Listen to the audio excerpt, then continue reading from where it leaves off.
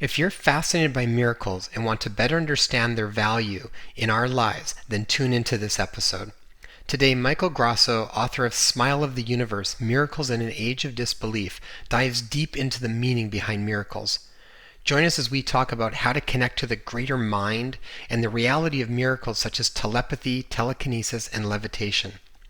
Dr. Grosso presents a fact-based template for experimental spirituality and makes the case that every one of us, rightly understood, is a smile of the universe. Hi everybody, welcome back to the show. Today we are going to dive deep into the miraculous. We're going to talk about miracles. We're going to talk about how to even try and set the stage for miracles to become more commonplace in our lives. And we have a really wonderful guest, Michael Grosso, who has been a veteran in this area of research and study for decades. He's written a number of different books, and he's had a lot of practical experience in these areas as well. He's a PhD, and he focuses on working with the paranormal. Really, really interesting guy. I think you're going to really enjoy this episode. I was reading some of the reviews for his book, which is called Smile of the Universe. And I think this sums it up pretty well. And this is a review by Dean Raiden, who is the chief scientist at the Institute of Noetic Sciences and author of a book called Real Magic, where they really break down a lot of these amazing paranormal activities that are actually very real. And they support them with the science and the literature. And these are things like, in his book, they talk about things like telepathy, and they talk about telekinesis, and they talk about things like remote viewing. And it's actually really fascinating. I'm currently doing a course in remote viewing because I find it incredibly fascinating, and I ultimately want to keep pushing what I believe my potential is as a human being. I think ultimately we want to keep pushing the boundaries on what are we capable of. And it was explained like this once to me at a course with Greg Broaden. He said, be very careful how much we give all of our power to technology, because ultimately we are capable of doing all of those same things as a human being. Now think about it for a moment. What if the human being was capable of doing pretty much everything that we are putting in the hands of technology? Now don't get me wrong, I love technology, I use technology all the time. But when we think about what technology is capable of doing, and we think of these amazing things that it can do, how much information they can process, what we're capable, even like how we are able to connect across the world to different people, all of these different things. What the suggestion is that the human being actually has all of those abilities inherently within the human being, but because we have pass them along to technology so much that we find it a lot easier to use as technology, but that we actually have a lot of those abilities within ourselves. And so I've become really curious over the last few years around what am I actually capable of doing? And remote viewing is one of those things that I think is really fascinating. It's really being able to literally project your consciousness in a way where you can access information in different areas that don't relate with time-space. And then when you read books like Dean Raiden's book, or when you read books like Michael Grosso's book of Smile of the Universe, you start to see that there's actually, these are a lot more commonplace than you would think. And we break some of this stuff down in today's episode. So what Dean Raiden said was, if you don't believe in miracles, you need to read this book. If after reading it you still don't believe in miracles, then you need to read it again, but more carefully. Michael Grosso's Smile of the Universe forces our eyes to open to a realm beyond the tenets of science or religion and to something larger that is, for want of a better word, truly miraculous. Now, before we start the show, I'd like to give a shout out and thank our sponsor, Organifi, for generously offering 15% off to all Inspire Health podcast listeners. All you have to do is go to the website www.organifi.com/inspire. Use the code INSPIRE for 15% off, and that is Organifi, ORGANIFI.com/inspire for 15% off of all of their products. They actually do have some truly miraculous products themselves. I am enjoying all of them. I particularly very much love the green juice and the red juice. And those are such basic ones for everybody. Everybody can pretty much take a green drink and a red drink, which is basically more of a super berry blend with a bunch of other superfoods added to it. They're so delicious, and they just cover so many bases that we don't generally get in our diet on a regular basis. They are also 100% USDA certified organic. One of my favorite ones that I'm trying right at the moment is the Organifi Gold, and this is a creamy, delicious superfood tea filled with medicinal mushrooms and herbs for inducing deep sleep instantly. Now, I don't really have troubles with my sleep, but I know a lot of people do, and this may be a good option to experiment with to see if it helps you to get into a deeper state of sleep. A lot of times certain herbs can play a very powerful role with helping you fall into deeper sleep. And some of the highlights from Organifi Gold are that they have 9 superfoods for deep sleep and recovery. They're 100% USDA certified organic, and fall into REM sleep faster and increase your delta sleep. Delta sleep is that brainwave state that helps you with that deep sleep that we all need. Wake up earlier feeling like you slept more than you did before. With powerful herbs like lemon balm, reishi mushroom, turmeric, and ginger, this is a wonderful way to finish off your evening before you go to bed. All right, everybody, get ready and enjoy the episode. Welcome to the Inspire Health Podcast. Your life is about to get a whole lot better. Have you ever felt like you tried everything and yet still couldn't find the answers or the solutions that you were seeking? Whether you're dealing with chronic illness, physical or emotional pain, I want you to know that your body is the most sophisticated machine on planet Earth. Your body holds unfathomable wisdom. Trust in it and learn from it. Know that there are answers and there are solutions to your specific health challenges. And we will be uncovering all of them here on the Inspire Health Podcast. I'm so excited to be a part of your healing journey. Your transformation starts now. Hi, everybody. Welcome back to the Inspire Health Podcast. Today's guest is Michael Grosso, PhD. Michael studied philosophy from Columbia University. He's an independent scholar and part of an ever-growing group of scholars and thinkers critical of the prevailing materialistic view of the world. He has taught humanities and philosophy at Marymount Manhattan College, City University of New York, and City University of New Jersey. He's the author of many books, including The Man Who Could Fly, St. Joseph of Cupertino, and the Mystery of Levitation, and most recently, Smile of the Universe, Miracles in an Age of Disbelief, which we are going to talk to him about today. Michael, what an honor to have you on the show today. I'm delighted to be here and honored that you invited me. Oh, it's my pleasure. I really think this kind of work that you're doing is some of my most favorite to dive into. So I know on our show we talk a lot about health, but I really look at health from a mind, body, spirit perspective, and all of these things are really important. And the more that I've done this work, I actually feel like it really starts up top here and filters down anyways. So to me, the work that you're doing is really quite fascinating as well. Why don't we start from the beginning? So maybe just start with, how did you become so fascinated in miracles? Where did your passion for this evolve from?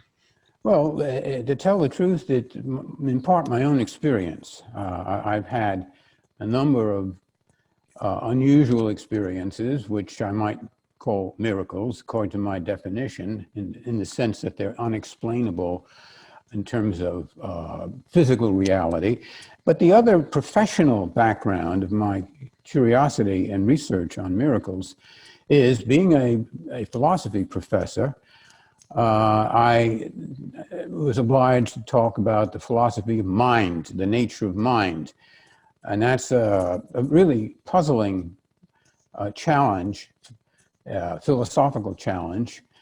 And in addition to the fact that the trend in today's academic culture, I will say, not the popular culture, but the academic culture is inclined toward a reductionistic materialism, as you sort of indicated in your opening remark. And that I just find unacceptable for good philosophical reasons, which that's not the main thing we want to talk about, but just facts of a human experience, i.e. miracles or extraordinary experiences that people have, cannot be explained by any physical science that we're familiar with.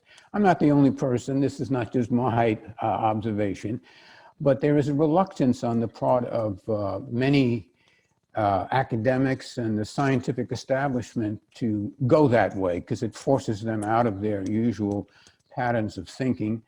It's not true for all. There are many scientists and physicians and who are interested and do respond to the challenge. But on the whole, the dominant way of looking at the world in the academic realm is still a kind of reductive materialism. So that's pretty much the background of how I got interested and decided to do some serious research. Actually, I've been doing it for quite a while, because I had this epiphany in graduate school that I was an oddball, because I believed in the unusual powers of the human mind in ways that my fellow students did not. And so that's pretty much the background of how I got here. I was reading in your book too some of the things that you thought about as a teenager, and I remember thinking you would have been. I was actually explaining that to my wife, and she goes, "I would have really liked to hang out with him when he was a teenager." She's like, "He's the kind of guy that I would have been really interested to hang out with." And I thought it was really fascinating, because some of my teachers that I've had in the past, like one of my main teachers was Dr. Hawkins, and he often talked in a similar way to you did. Like, there was questions that he had about the universe and his role in it and why are we here. And I think these types of questions are really important for everybody to contemplate on a regular basis. Well, I agree with you. And another thing I would say right off the bat is that there's a whole category of what I call obvious miracles. And one of the most obvious miracles is something we can note at this very moment as we speak. We are conscious of each other. A lot of people don't understand that the very fact that we are conscious is something that overwhelmingly baffles mainstream science. And even the hard-nosed materialists admit, hey, there's a problem here, because we don't quite know how to reduce or explain the quality of awareness, about which everything is based on that. Without consciousness, there's nothing. There is no universe without someone being conscious of it, right? And yet consciousness is something radically different from the brain. It's connected. If you hit me over the head right now, I'm going to lose consciousness, granted. But the two things are quite different. They're logically, you cannot reduce the mental world to the physical world, even though there's a close interaction. So the problem has always been, well, these two different things, which is more basic? And so I've come to the conclusion that our minds, our mental life is in a sense more basic, for the simple reason that without it, we know nothing about the physical world. I'm not denying that there is a physical universe out there. That's a very extreme form of idealism, which doesn't make sense to me. But whatever it is that we know about that physical universe is always mediated through our mental faculties. In other words, our consciousness. Well, it's really interesting because it constantly brings up this question to us of what is truth, I find in a lot of ways, because there is an aspect of what I see in my physical reality, but ultimately what that means to me on a very personal level has to do with the lens that I'm looking at it with. Right? And so depending on how I'm feeling, what's going on in my life, how I'm feeling, and maybe where my consciousness is, completely changes what I'm experiencing. You can look at something as being beneficial or something as not being beneficial, and it can have a dramatic physical implications on you just through that viewpoint. Absolutely, absolutely. If I'm dominated by anxiety, for example, I'm going to feel pain more vividly. That's a curious fact that I've noticed and is well documented. Whereas if you're in the right state of mind, in terms of the issue of hell, that the mind and the belief systems that we're operating with can influence our health in many fascinating ways. The whole realm of the placebo in medical science, which I find completely fascinating, shows that almost any physical condition can be either injured or improved depending on one's state of mind and mental expectations. And that's a very fascinating point that has always interested me and connects with your main interest here in terms of health. That as far as truth, that's another issue today. I mean, it's a big issue in our culture about truth and whether it's fake or real. That's sort of supposed to be my duty to be clear about truth. And the word, of course, has many different senses. I mean, there's the truth of a feeling. They're all different ideas of truth, but the basic idea is just factual truth. Is it a fact that these strange phenomena take place? And how do we come to the conclusion that it is a fact? Factual truth is the core common sense. You don't have to be a rocket scientist to understand, or a sophisticated philosopher to understand the basic idea of truth. When you make a statement, is there a state of affairs that corresponds to that statement? If I were to say right now, there's a hurricane taking place outside my window, it's false, because there is no hurricane. So truth is a very, very, very basic part of surviving in life, I think.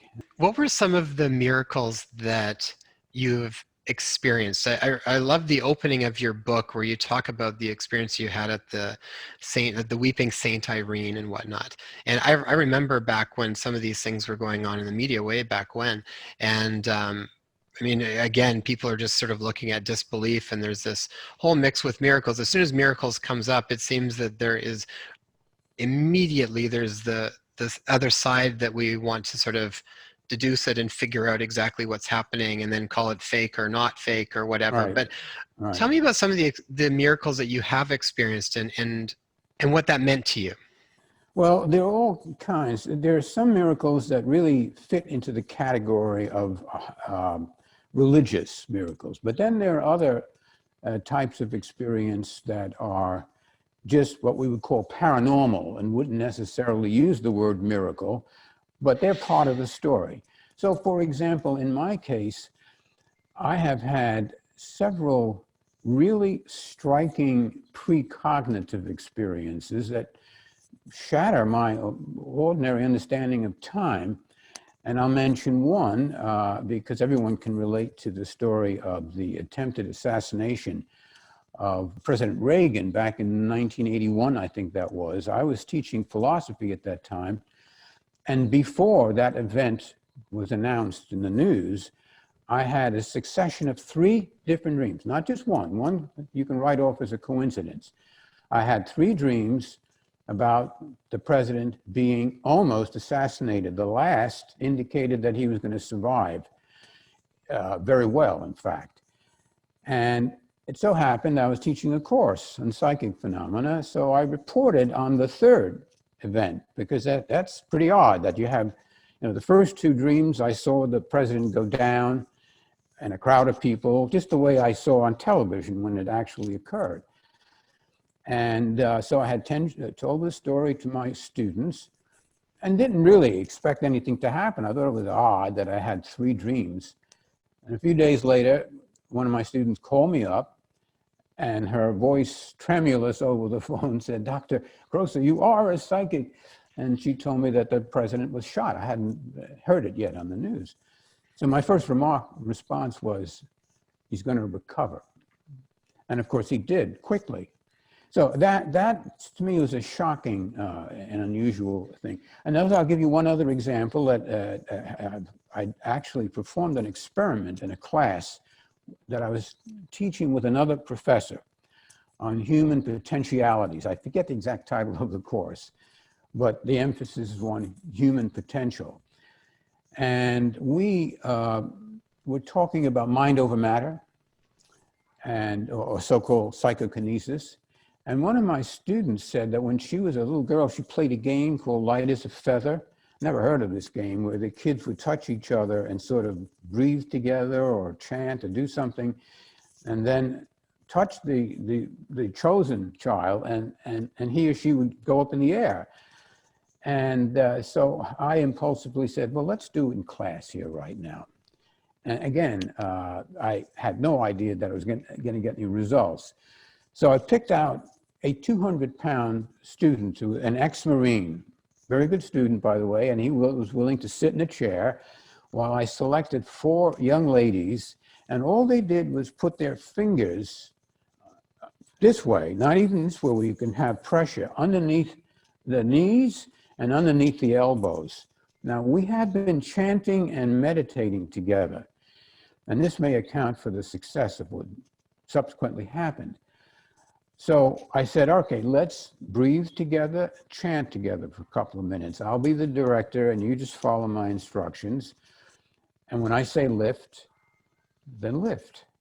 So I did that. And when I said lift, the 4 ladies did not suddenly get all pressure and trying to push this guy up, which they couldn't do anyway, the way they were holding it. He just went up in the air. He went up as far as they could raise their hands. And I will never forget the look on this student's face. This man, he was a man, full-grown man, police officer, as a matter of fact. No, I'm sorry, I'm mixing him with someone else, an ex-Marine. The look of utter astonishment on his face is still clear in my mind 25 years later, or whatever it is. And then he came down gently, rather than come crashing down. You'd figure a 200-pound guy 4 feet in the air, as is about, well, more. I mean, however high, I'd say he was 6 or 8 feet in the air, came down quite gently. Well, that really blew my mind. It blew my co-teacher and the students. And I think it was after that I really started to do research on levitation. And I ended up writing 2 books on the subject. So those are a couple of examples of my own immediate experiences. And there are others that were not produced by me that I can talk about too. But I think that's a good starter to indicate. Yeah, you tell that story, it gives me goosebumps when you talk about it, which usually is a good sign for my body. I take that as like when something to me resonates at a certain level of truth for me. But I find it so interesting because and you use the term experience too. So it's like some of those things I don't think you can actually completely make sense of until you have a certain experience. This is sort of the difference between scientific materialism sometimes and experiential phenomena. Like you said, they don't always correspond. It'd be nice if everything that we had an experience could completely be quantified in a certain way, but the reality is that sometimes it doesn't. And when you have that experience, I think that's where a certain level of truth sits with us around what's actually going on. Absolutely. Yeah. What I have found is that again and again in the history of the subject, and I'm really interested in the history of the paranormal, it's always, almost always, not inevitably always, but almost always the case that someone has an experience, and that opens them up. Scientists, physicians frequently report things that they can't explain. Often the near-death experience in recent times has transformed people who started out being very skeptical about the paranormal and skeptical about life after death. So the experience is crucial. On the other hand, a rational person who's never had an experience and who studies the records of people who have these experiences ought to yield to the evidence, right? I mean, but it's difficult. They often don't. And I think I can understand why, for different reasons. People are invested in a certain lifestyle and in a profession. And as you may know, you can get in trouble in the academic world if you emphasize or even talk about this stuff. I was always lucky. No one bothered me, even though I had a student that told me, he was taking my course in the paranormal, and he says, my psychology told me that, a teacher told me that if I take this course, it's going to ruin my life. I said, well, take it and we'll see if it ruins your life, you know. And of course it didn't. He loved the course. And this was a foolish thing for a call. I kind of knew him. He was not a personal friend of mine. I didn't take it personally. But it illustrates I don't know what to say, fear, suspicion, the weird, intimidated attitude of people who are, particularly academics, who are convinced they know how the world works, but they may not. Mm-hmm. And none of us know the whole truth, as you have pointed out. Well, it makes me think, if you ever think you really do know everything, it's like just look up at the night sky at some point on a clear day and just contemplate a little bit that we're this one little Right. piece of this big picture, and to think we know everything there is.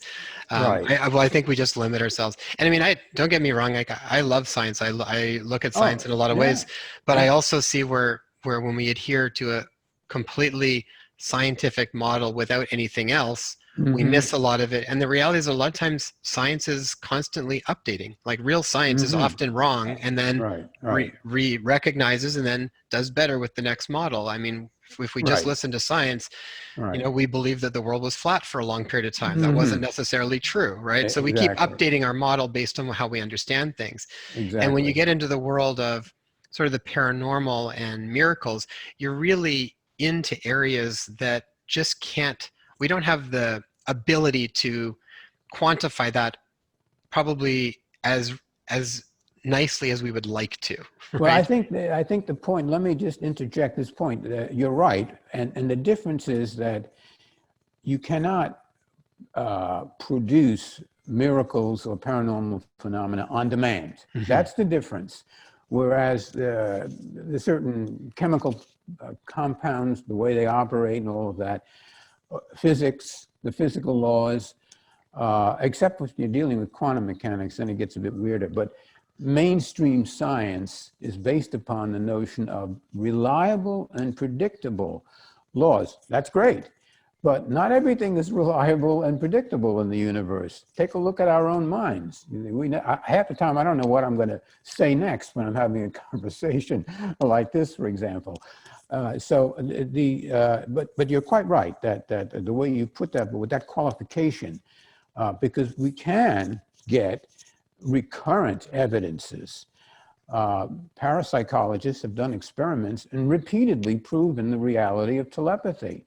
But you can't just say, okay, you know, what am I thinking right now? Give me a detailed account. It doesn't work that way unless you're a gifted intuitive, or particularly if you're a saint like Padre Pio, who could read people's minds, or St. Joseph of Cupertino, whom I wrote about.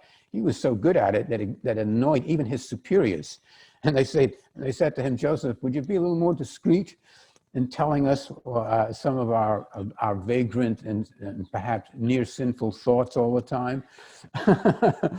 and so he did. He decided that he would not expose you if you were thinking of the wrong thing at the wrong time. He dialed it back a little bit. That's rare. Well, and like you said, I think when it gets into this world of miracles, you're more into, and you'd mentioned quantum physics, and it does make me think there's this sort of where, you know, Newtonian physics and then there's quantum physics, and they're both sort of real in different ways, and they also debunk each other in different ways too. But I think when you think about miracles, I think of it like when I had the conversation with Dr. Amit Goswami before around spontaneous healing. And it's this idea of then you're working in possibilities. So, and then the thing is, how do you actually set the stage to increase your chances of landing on one of those infinite possibilities that are available?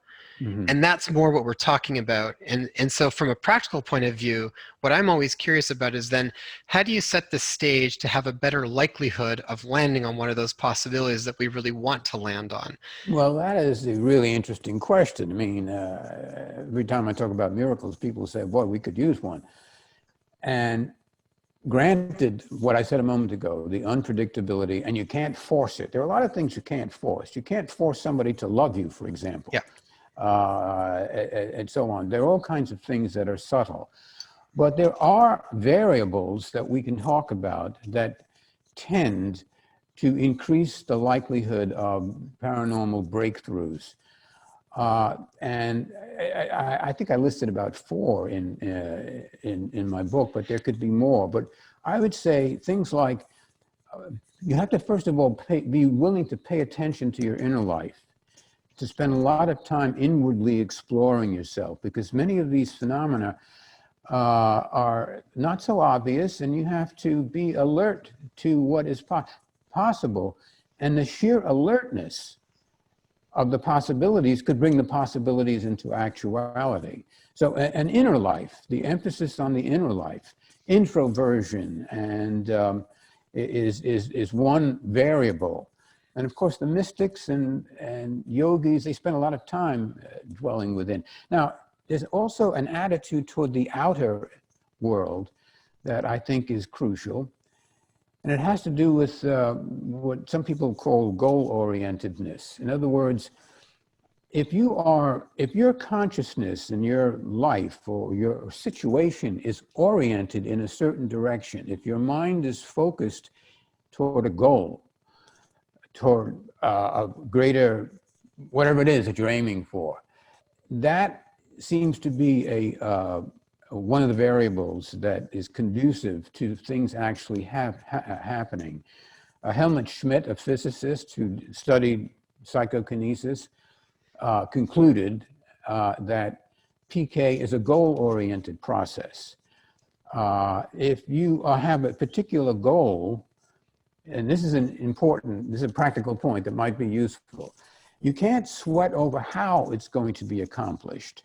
What you need to do is simply focus on the end result, dwell on it with a kind of steadiness, a kind of expectation, a faith, if you will, and that's a variable that we hear a lot about in the religious world. But the directedness of our consciousness puts us on the path. And and there are other things we could say. I mean, many of the great yogis, saints, shamans, they do a lot of fasting. They sort of punish the body, and people don't understand why.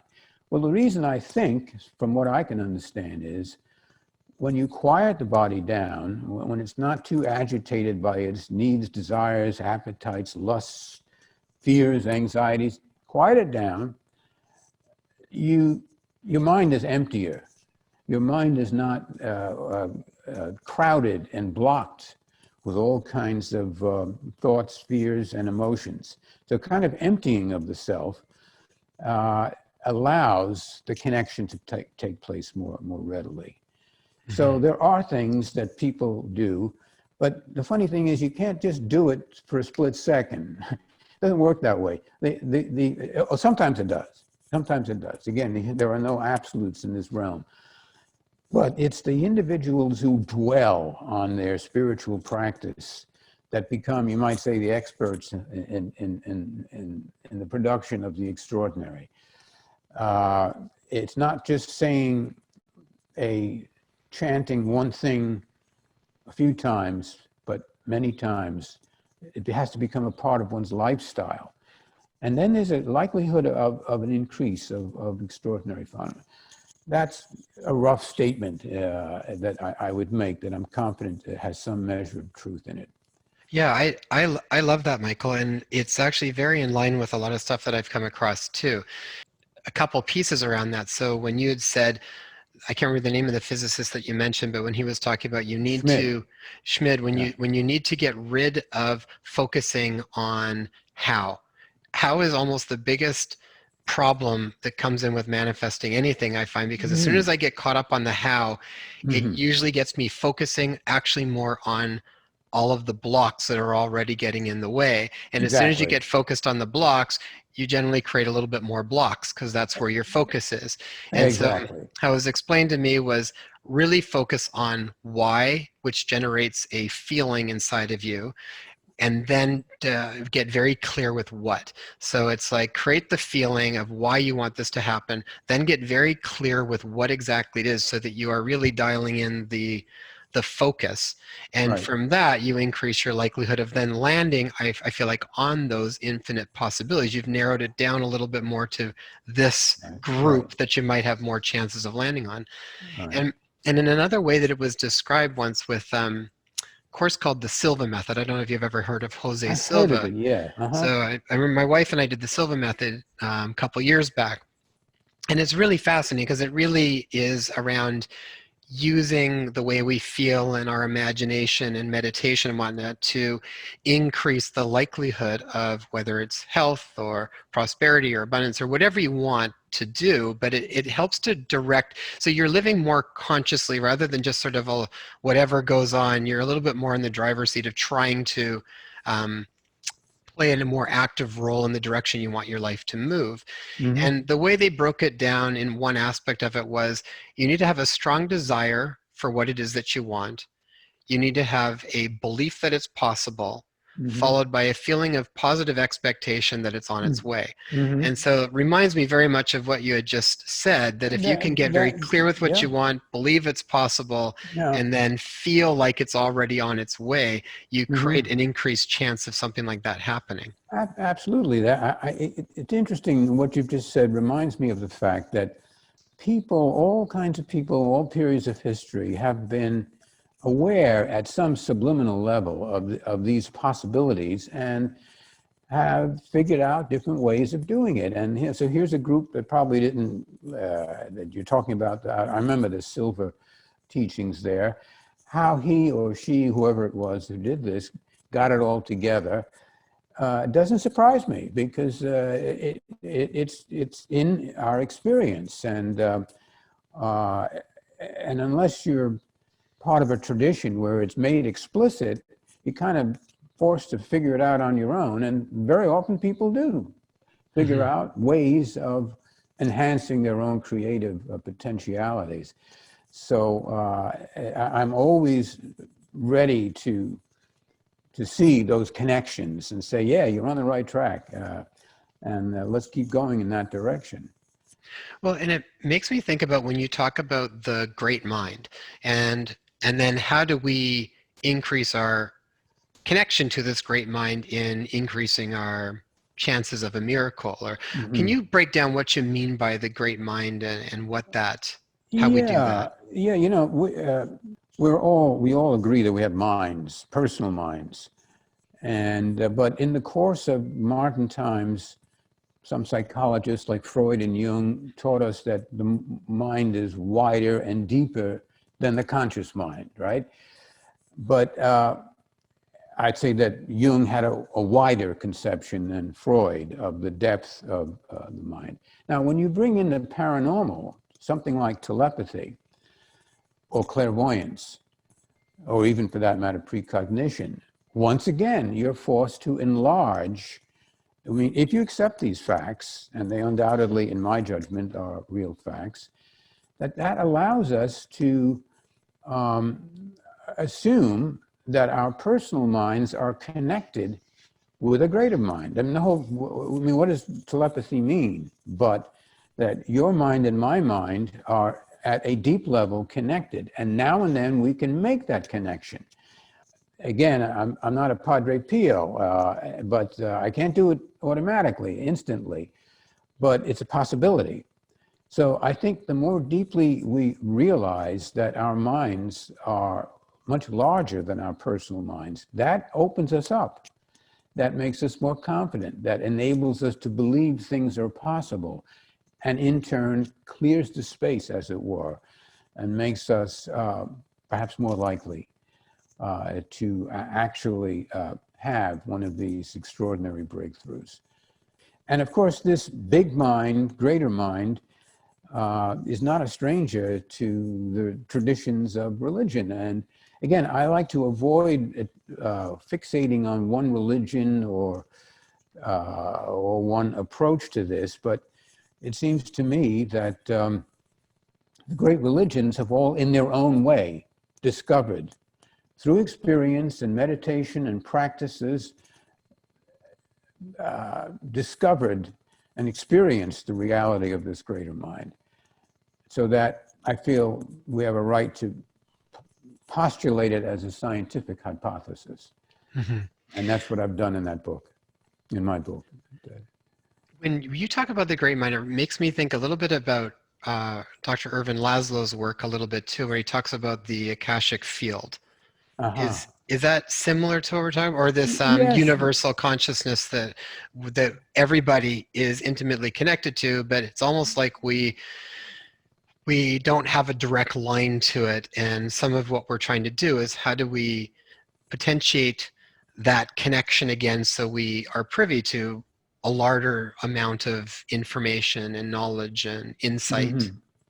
Yes, I mean, I'm familiar with his work, and I think I reviewed one of his books once, and the Akashic Records, again, is an independent formulation in a particular tradition. I forgot what the word Akasha means. It's a Hindu word, Sanskrit word, but it basically means the greater mind, the wider mind, the cosmic mind. So absolutely, I accept that characterization. And once again, how to tune into it, which is the issue that you're kind of raising, I just see it, to put it in the simplest terms, a matter of uncluttering yourself. We are cluttered by our needs, our fears, our emotions. We've been educated to think certain ways.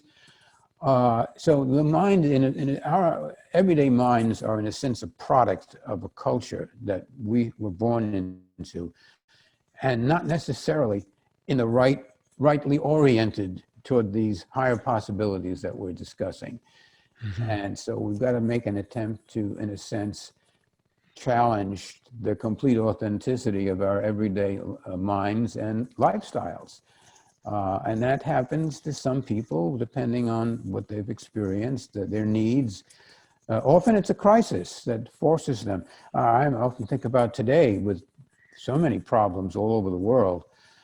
I wonder, my guess is that amid all the horrible things that are happening, people are being forced to perhaps tune in and turn on to higher levels of reality. And I haven't made a study of this, but I'm not sure how to go about it. But I have a feeling that in a period of great world crisis, things are happening that we'll maybe hear about later, or even tomorrow, for all we know. But I completely agree with you, and I get the very much the same feeling around that too.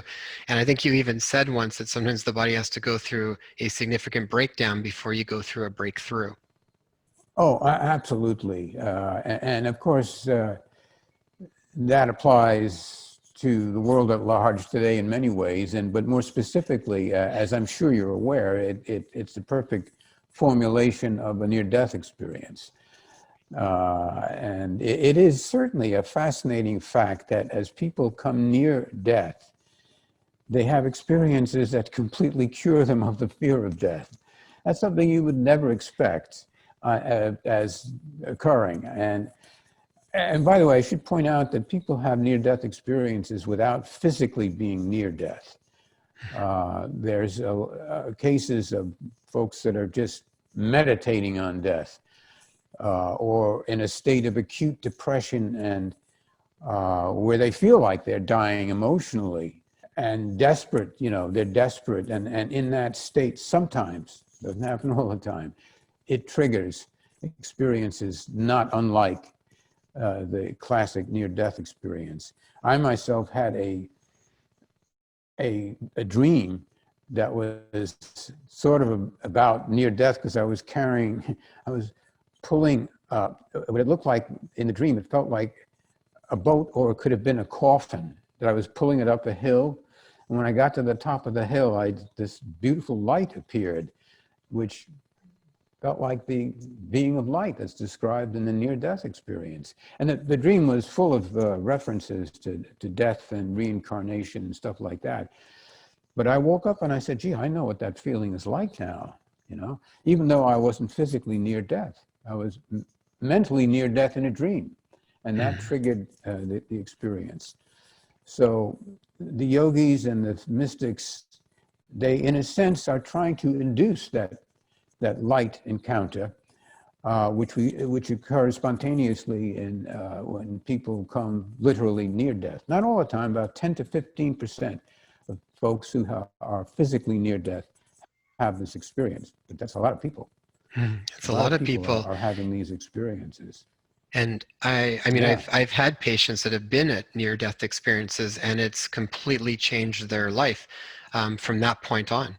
Things that they Mm. often like lifestyle Mm. patterns and habits that they were doing prior completely changed after, because it's like they were in a totally different state of consciousness where those old patterns and habits no longer fit the new state of consciousness and how they perceive themselves anymore. So almost instantaneously things can shift, and then they view the world in a very different place, and they interact with the world in a very different place. Well, yes, and I'm so impressed by the lasting effects of these experiences. And as you say, you just see things differently after you have these experiences. Often people who don't even have, people just coming close to death. I've spoken with folks who have not had a near-death experience. I remember I had a student.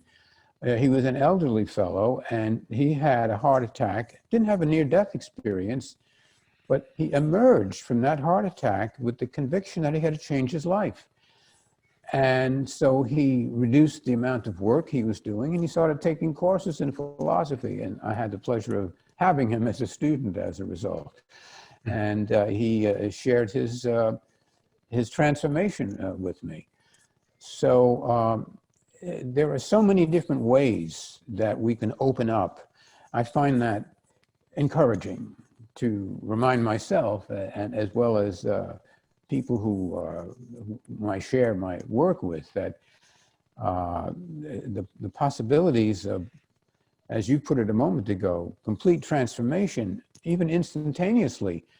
It may not be quite so dramatic, but the possibilities are there. And it's, I think, good for the soul to think about that occasionally.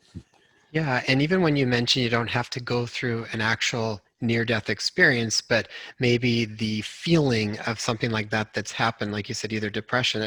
I had an experience very much like that, and it was more from a feeling sense. It was actually at the end of a very difficult breakup, and it felt like the loss of that aspect of my life, Mm-hmm. and did create a lot of heartache and a lot of depression and a lot of sadness. And it was actually going into and allowing that feeling to stay with that sensation. It's almost like you went right through it and eventually came out the other side, and then there was these insights and aha kind of moments that spontaneously arose. It wasn't like I was trying to find them intellectually. They just arose out of an experience of staying with what was there. And it was quite profound, but it really allowed me to see my role in things and understand on a much deeper level what I did not understand prior to it. Well, that's a beautiful description of I think, the kind of thing that happens. And it's there. It just appears. It's not, again, you're not like trying to figure out how can I become more insightful. You have an experience that thrusts the insight upon you and forces you, as it were, into a new attitude, a new way of looking at the world. Mm-hmm. Indeed. Yeah, So. I remember Dr. Laszlo. I interviewed him quite a while back. But one of the things that he talked about was just the importance of people having spiritual experiences. And I think for that exact reason is that when you have an experience, whatever you deem as spiritual, it can be a whole, like to me, a miracle is a spiritual experience. It's something that moves you a certain way inside that you just, and I want to get your breakdown on what constitutes a miracle for you in a moment. But when you have that connection, it shifts something inside that allows you to maybe see a more expansive viewpoint of the world that ultimately he talked about is so essential to actually, because you also get a sense of sort of interconnectedness that you really don't completely understand until you have those experiences in some ways either. Yeah, I think that, it's useful to think to yourself that it's there. The stuff is in you or out beyond in the greater mind, however you want to conceive of it. But the crucial thing is to think that it's there. The connection is already there. We just have to become aware of it. And that is a big help, you see. Whereas if your mindset is, well, this is impossibly remote, that in itself could cancel out the possibility of having the experience. Hmm. So a So, certain amount of openness to just explore, and I love the term in a lot of the Buddhist teachings. They talk about maintaining a open, curious mind. I like that word curious because it's like rather than thinking we know everything, we just stay curious, like a kid as you're exploring mhm, things in a fun mhm. way. Absolutely. I think play is it's an idea that the scholars have written about, the play instinct. And the play of reality is crucial. The ultra serious. I mean, it's always a paradox because you can't say any of these things are the complete and total truth. But undoubtedly, a lightness of spirit sometimes is crucial. In writing about levitation, I've written a couple of books about levitation. I try to convey to the reader that, in a sense, there's a connection between levitation and levity. Taking the world lightly is a way of perhaps emptying the baggage out of your mind and making a little room for the insights or the forces that come on to you that lift you into space or heal you or whatever. There are forces here at work as well as insights. And so a lighthearted approach sometimes Yeah, helps. I love that. I think that's actually, and I think is there a connection with the word levity in that does mean lightheartedness or Absolutely. lightness? It comes from the Latin levare, which means to lift up. Right. So So levity is the lightheartedness of the spirit. Levitation is the miracle of the body defying gravity, carrying lightheartedness to great lengths. so when you were in the classroom and those four women raised that 200-pound Marine, where do you bridge the gap between, oh my God, what just happened, and trying to understand on a more of an intellectual level of what actually just happened for you personally, because you've spent so much time in these two worlds really, and really trying to use science in some ways to validate some of these things. Like, how does your mind Mhm. make sense of that? What do you think goes on when things like that happen? Particularly that event. Yeah, well, levitation in short. Yeah, Yeah, yeah. that particular experience, because that would have blown your mind when you first saw something like that. As far as levitation, for example, a number of physicists were interested, and I quote some of their ideas in my book on levitation. And they're more equipped, I would say, to try to explain these things. And one possibility that has occurred to me is that take levitation and all those strange things that happen in levitation. Well, these things do occur in in dreams, in dream space. So there is one physicist, there's a number of physicists are interested in the notion of higher space. And I'm interested in the notion of dream space. We spend a good part of our existence on Earth in dream space on a nightly basis. And in dream space, all the things that occur in miracles become possible. You can fly in your dreams. You can have ESP in your dreams. Dreams are conducive to extrasensory perception. So one possibility is that there are special circumstances, and this is may sound obscure and it's just a little hint of a possibility, but there are circumstances in which there's a blend of our dream space and our waking space. And a number of physicists have talked about that as a possibility. And so that if we somehow can temporarily slip into simultaneously into the two spaces where they come together, that might explain these experiences.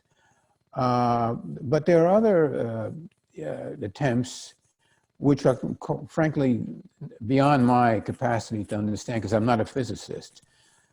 But I don't really know. I can't say how, explain. All I can do is describe the phenomena. In other words, the phenomenology of miracles is one thing. The theoretical explanation is another.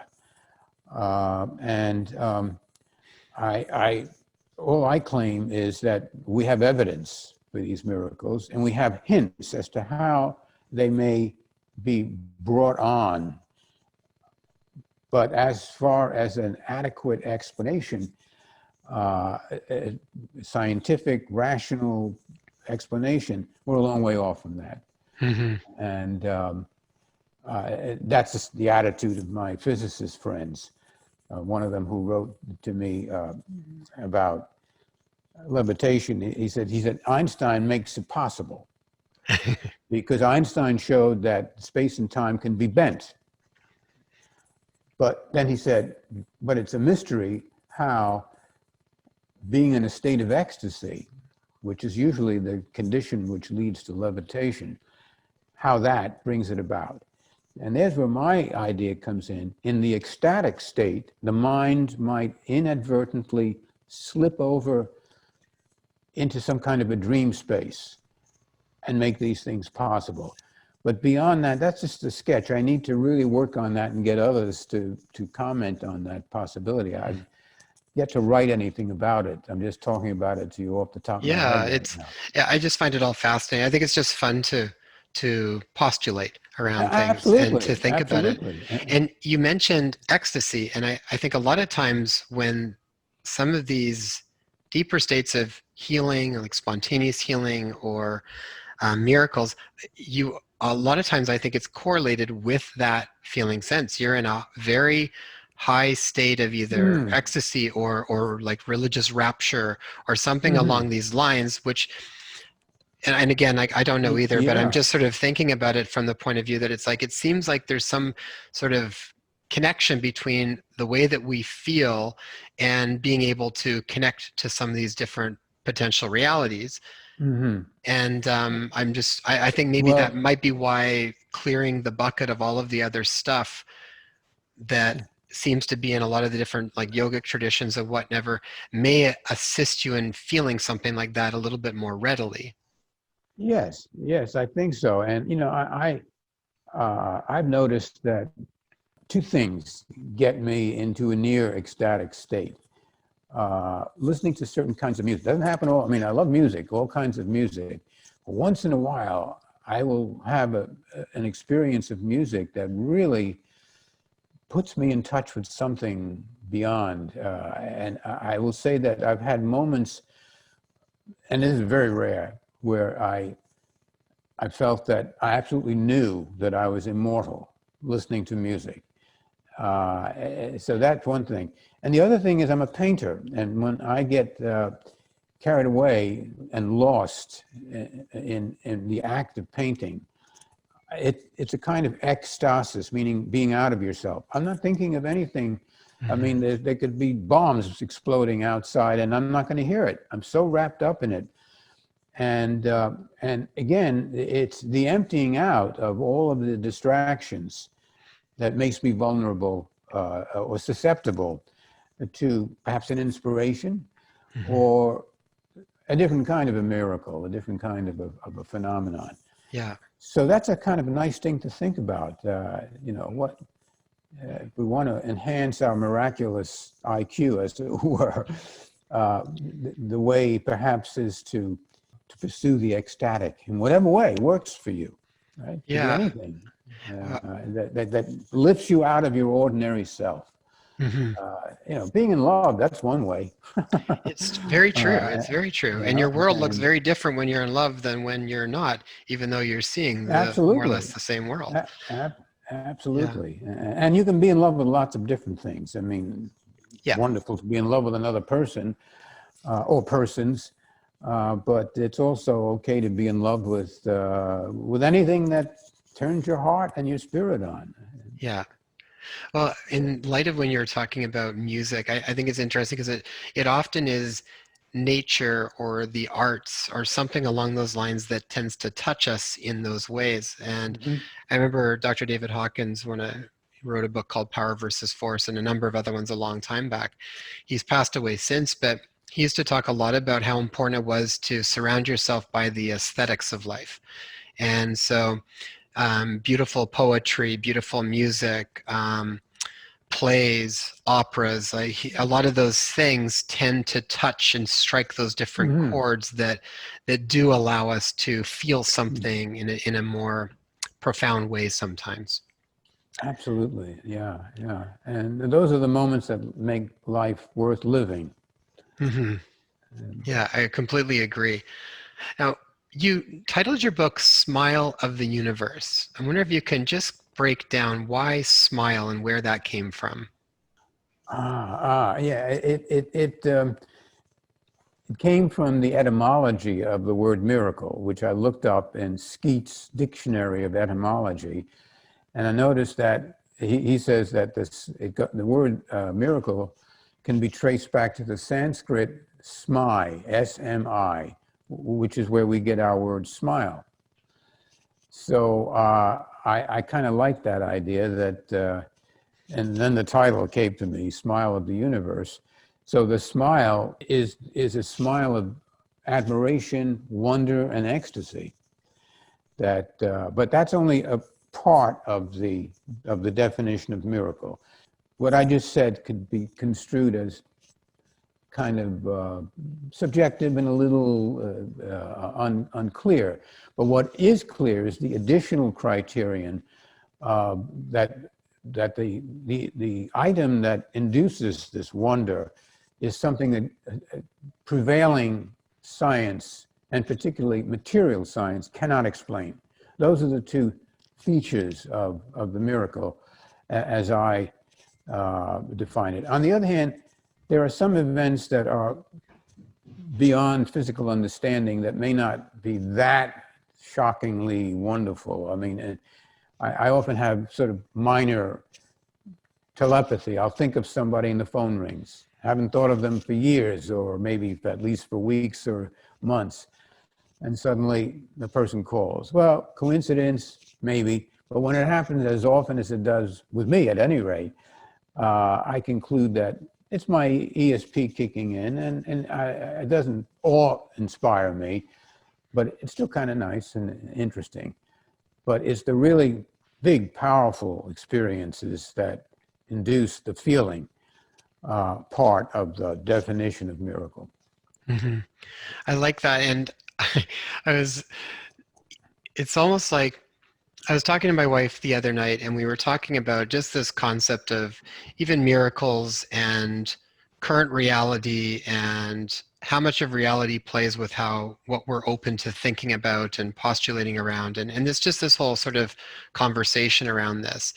And part of it is I think it's sometimes it just feels better and it's fun to think about things from a little bit of a more open, broader perspective. So, like when you're saying whether it's ESP or whether Mm. it's coincidence, it's like it's actually really fun to start to play with it around that. And when you do see it happening over and over and over again, you do Mhm. start to have these experiences where you just think, you not even think, often you have an inner knowing of just that there's more going on. And then if you decide to make that Mhm. part of your belief, I just find it adds more pleasure to your life. It makes it more fun. And Well, yes, absolutely. What's wrong with fun as a feature of our existence on Earth? yeah, I think we need a And lot more that's fun. yeah, yeah, really. And the Hindu theory of that the inherent nature of consciousness is ananda, is bliss. That it's in the nature. And here is an interesting point. You prompted me to say this. To emphasize, the more you empty your mind and just tune into the mind itself, or to consciousness itself, It does seem to be inherently a pleasant. Many times I catch myself just lazily looking out the window, pausing in between some activity, and I'm not thinking of anything at all, and I'm not desiring anything, hoping for anything. It's just beautiful, being conscious, and that's something that we should work on, you know, to try to make that experience more familiar to us. Yeah, that's Anyway, I think the yeah. key point, more familiar. Because sometimes I think what we do is we start to think that reality is just what we're most familiar with, because it's become commonplace. And it doesn't mean that some of these other things are maybe not just as real, they're just less familiar. And I think a lot of times less familiar because we just don't live our lives in a way that allows that to be more familiar.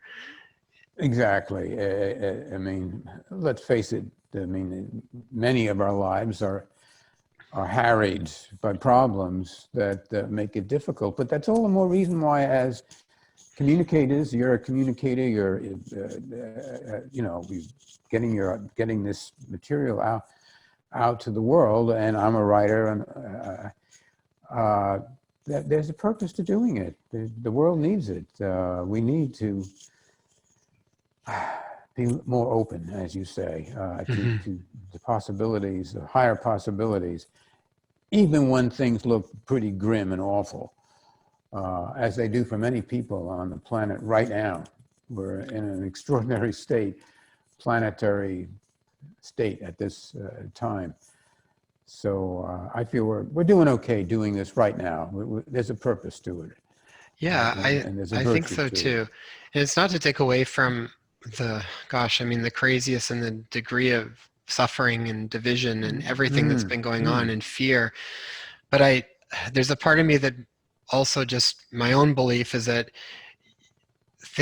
you look at nature and there's a certain amount of harmony that goes on in places, and you almost get right pushed to one corner before things, even just look at the seasons, you go, super and swing in one direction, and then it has to start to swing back in another direction at some point. And it makes me think of when you're saying sometimes we need to break down in a lot of different ways before we have a breakthrough. And that's my belief that I want to hold on to, is that we're going to have some sort of big breakthroughs around stuff that may be more beneficial for humankind than we can even fathom quite at this moment, because we're in it.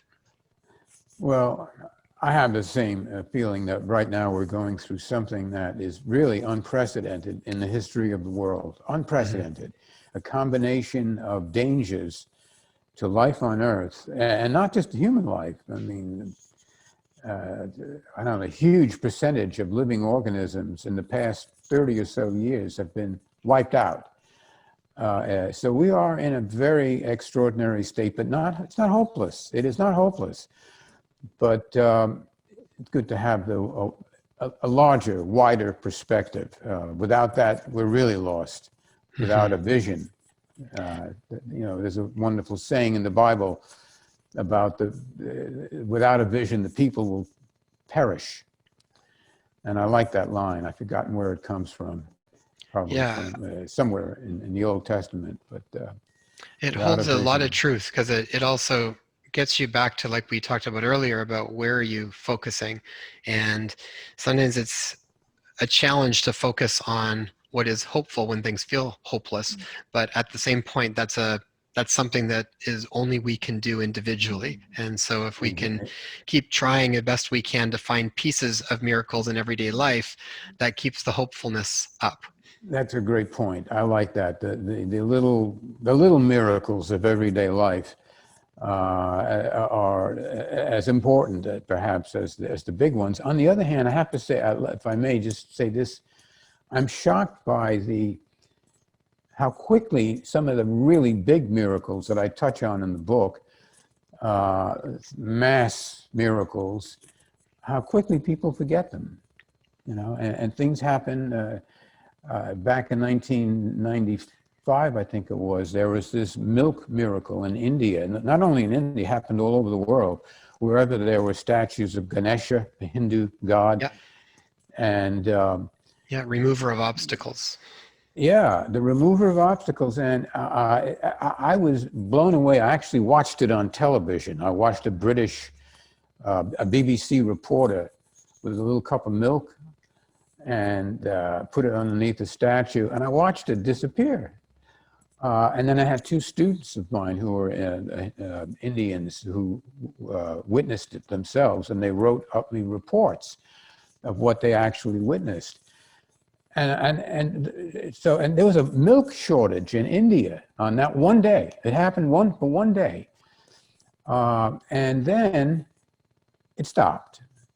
And I was just shocked by how quickly, at least the world at large seems to forget phenomena like that. We get carried back into the rhythm of ordinary, mundane, painful, difficult, frustrating life, and those phenomena are forgotten. So what I tried to do in my book is to remember them, and because they deserve to be placed before our minds from time to time, to be reminded of the strange possibilities that are made up, that the world is made up of.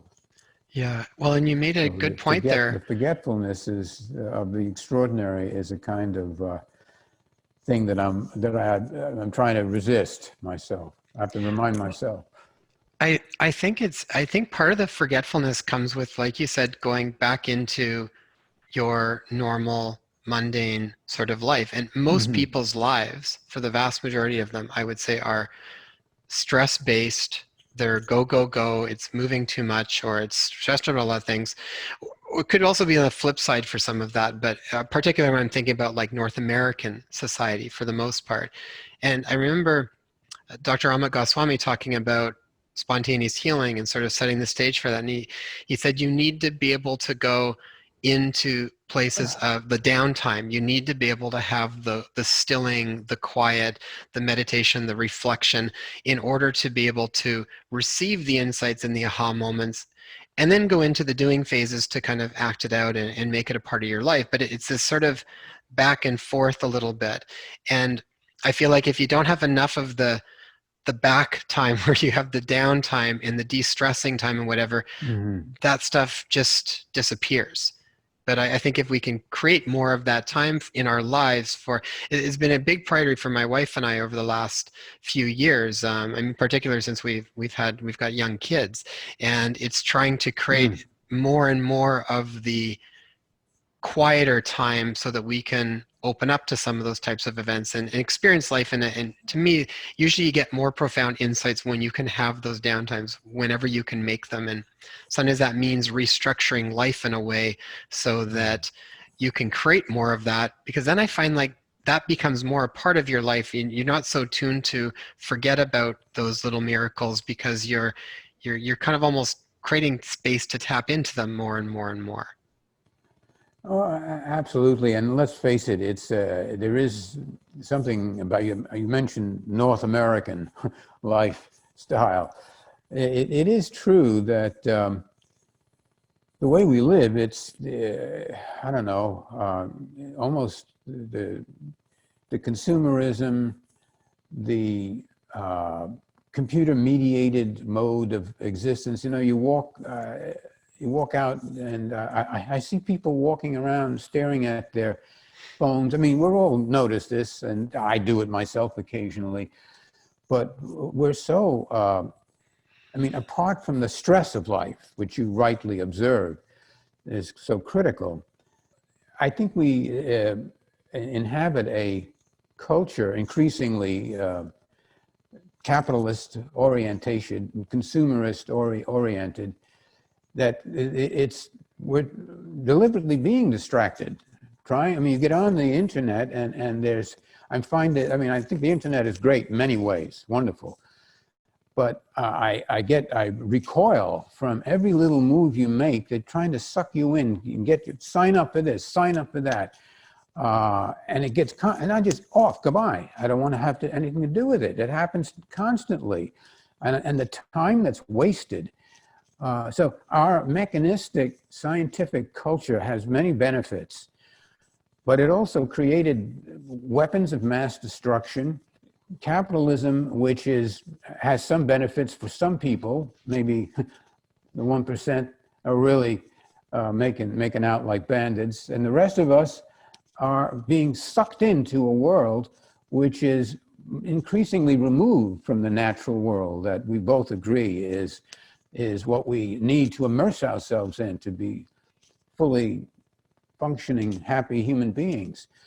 So part of the challenge of miracles is a political challenge, in my judgment, how to live, or a philosophical challenge if you don't want to make it too explicitly political, but you can't. I mean, we're political animals. We can't escape politics, and we can't escape the effects of our economic mode of existence, which demands that we keep buying, purchasing, acquiring things, and that can be a wildly distracting and narrowing experience, in my opinion, at any rate.